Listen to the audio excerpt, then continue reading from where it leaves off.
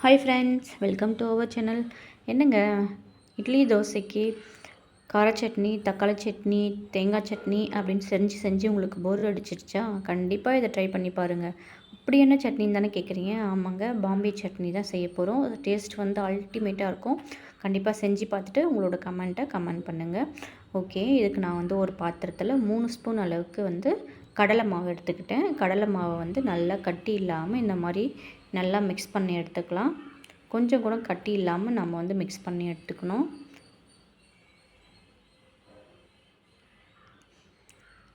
பாருங்கள், இந்த அளவுக்கு வந்து கட்டி இல்லாமல் எடுத்துக்கோங்க. இப்போது ஒரு பேனில் எண்ணெய் விட்டுக்கலாம். எண்ணெய் நல்லா சூடானதும் கடுகு, சீரகம்,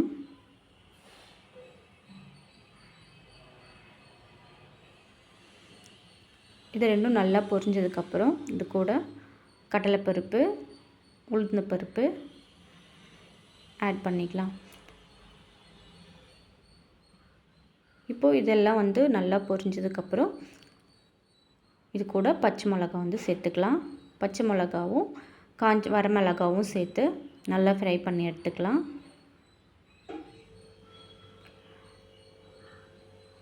இது நல்லா ஃப்ரை ஆனதும் இது கூட வந்து ஆனியன் சேர்த்துக்கலாம். நான் வந்து ஒரு பெரிய சைஸ் ஆனியன் தான் எடுத்திருக்கேன். நீங்கள் சின்ன வெங்காயம் சேர்த்துக்கணும் அப்படின்னாலும் சேர்த்துக்கலாம். டேஸ்ட் நல்லாயிருக்கும். ஆனியன் வந்து நல்லா வந்து ஃப்ரை ஆனதும் இது கூட 1/4 ஸ்பூன் அளவுக்கு மஞ்சத்தூள் சேர்த்துக்கிறேன். மஞ்சத்தூள் சேர்த்து நல்லா ஃப்ரை ஆனதும் இது கூட சின்ன சின்னதாக கட் பண்ணி வச்சுருக்கிற ஒரு பெரிய சைஸ் தக்காளி வந்து சேர்த்துக்கிறேன்.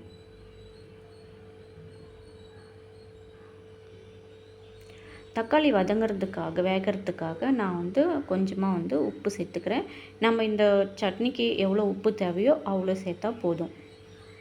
இதை வந்து நல்லா வந்து ஃப்ரை ஆகட்டும். தக்காளி வந்து நல்லா வெந்து வரணும். தக்காளி நல்லா வெந்துடுச்சுங்க. பாருங்கள், இந்த அளவுக்கு வந்து நல்லா ஃப்ரை ஆகணும். இப்போது நம்ம கரைச்சி வச்சிடணும் இல்லையா கடலை மாவு, அது வந்து நல்லா ஒரு மிக்சிங் கொடுத்து இது கூட நம்ம வந்து ஆட் பண்ணிக்கணும். நல்லா கலக்கிட்டு இது கூட சேர்த்துக்கலாம்.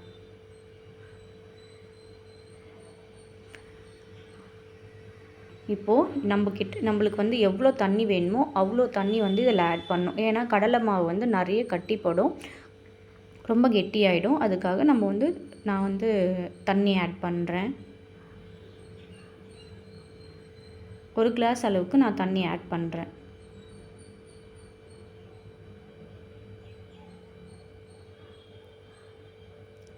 இப்போது இது நல்லா வந்து கலக்கி விட்டுடுங்க. கட்டி இல்லாமல் கலக்கி விட்டுட்டு ஒரு கொதி வந்ததுமே வந்து நம்ம ஆஃப் பண்ணிடணும். இது மேலே கொஞ்சமாக நம்ம கையில் எவ்வளோ கொத்தமல்லி தழை இருக்கோ கொத்தமல்லி போடுங்க. கொத்தமல்லி போட்டுட்டு ஒரு கொதி வந்ததுமே நம்ம வந்து ஆஃப் பண்ணிடணும். இது வந்து ரொம்ப நேரம் வந்து கொதிக்கணும் அப்படின்ற அவசியம் இல்லை. பாருங்கள், ஒரு கொதி தான் வந்திருக்கு. இப்போது நம்ம கொஞ்சமாக கொத்தமல்லி தழை வந்து ஆட் பண்ணிக்கலாம்.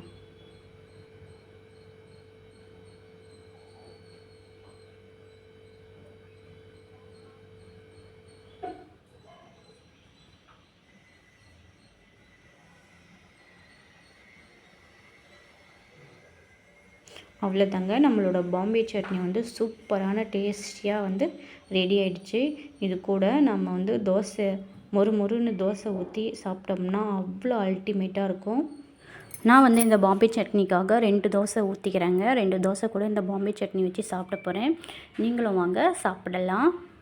இந்த மாதிரி மொறுன்னு தோசை வேணும்னாலும் ஊற்றி சாப்பிடலாம். அப்படி இல்லை இட்லி, கல் தோசை, ஆனியன் தோசை எல்லாத்துக்குமே இந்த ரெசிபி வந்து சூப்பராக இருக்குங்க. கண்டிப்பாக ட்ரை பண்ணி பாருங்கள். அப்படியே ட்ரை பண்ணிவிட்டு கமெண்ட் பண்ணுங்கள் எப்படி இருக்குன்ட்டு. நம்ம சேனலை வந்து ஃபாலோ பண்ணாதவங்க ஃபாலோ பண்ணிக்கோங்க, சப்ஸ்கிரைப் பண்ணாதவங்க சப்ஸ்கிரைப் பண்ணிக்கோங்க. இந்த வீடியோ பிடிச்சிருந்ததுன்னா உங்கள் ஃப்ரெண்ட்ஸ்க்கு, உங்கள் ரிலேட்டிவ்ஸ்க்கு ஷேர் பண்ணுங்கள்.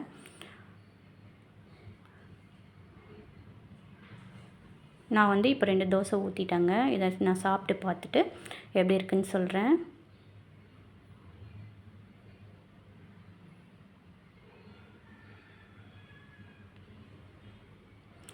டேஸ்ட் அல்டிமேட்டாக இருக்குங்க. கண்டிப்பாக ட்ரை பண்ணி பாருங்கள். ட்ரை பண்ணிவிட்டு எப்படி இருக்குன்னு கமெண்ட் பண்ணுங்கள். Okay friends, bye friends, have a nice day.